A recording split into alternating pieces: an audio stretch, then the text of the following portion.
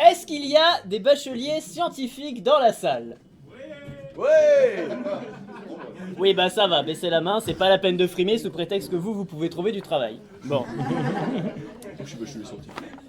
Je ne sais pas si c'est encore le cas, mais à l'époque antique où je les ai subis, les cours de philosophie avaient une saveur toute particulière pour les élèves de Terminal S comme moi.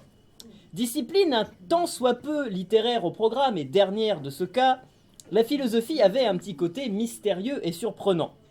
D'autant que chez les scientifiques, cette matière est un rite de passage obligé, mais aucunement un sujet capital. Nombreux sont ceux qui supportaient la charge hebdomadaire de cours magistraux, uniquement pour avoir assez de questions de cours à recracher pour garantir le 12 sur 20 syndical le premier jour des épreuves du bac, 12 sur 20 après correction du jury pour filer la moyenne au moins méritant et que tout le monde l'ait, évidemment. Et quand bien même un scientifique se loupe le jour J, eh bien, il en est qui n'existent pas, une fois leur bachot obtenu, à brandir comme une médaille le fait qu'ils ont eu 4 à la disserte parce qu'ils avaient pris le travail est-il nécessaire et qu'en l'occurrence, pour eux, la réponse était non.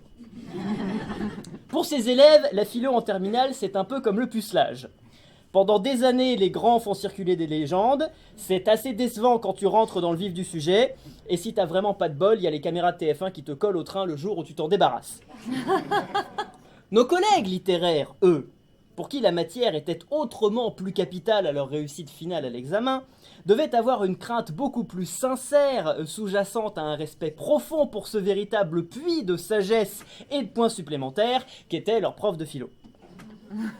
Il en est du bac comme de la pénétration, me disait un collègue partouzeur chez Airbus, tout est une question de coefficient. Mais l'épreuve est encore plus terrible justement pour les profs eux-mêmes. Par une cruauté sans nom qui n'appartient qu'à l'éducation nationale, le début de l'enseignement de la philosophie correspond exactement, dans une scolarité moyenne, avec un point crucial de la formation intellectuelle d'un individu. Le point où celui-ci commence tout juste à se croire non seulement capable, mais qui pisait autorisé à ouvrir sa gueule pour dire ce qu'il pense. Alors qu'on s'en fout. Vraiment. Alors qu'on leur demande justement, à longueur de dissertation et de pseudo-discussion en classe, de ne pas étaler en public à quel point ils sont tout juste assez malins pour étudier la philosophie, mais beaucoup trop cons pour en faire. Observons l'heure cruciale du premier cours de l'année. Le maître découvre ses nouveaux Je vais la refaire. Observons l'heure cruciale du premier cours de l'année.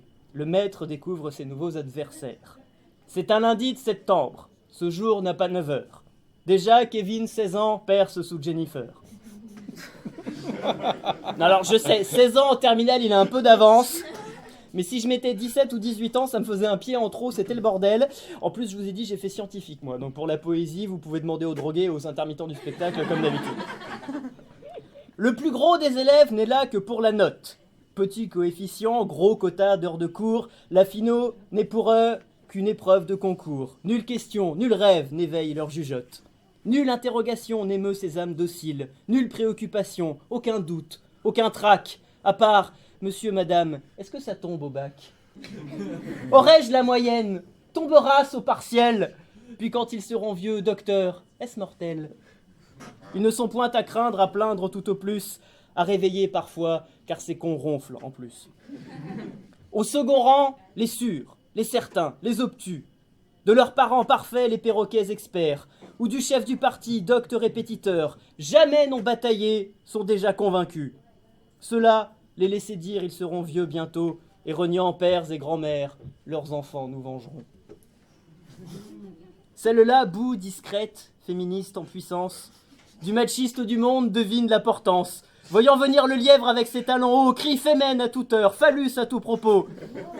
Parmi les terminales, on la reconnaît bien, c'est la seule à son âge à se raser matin.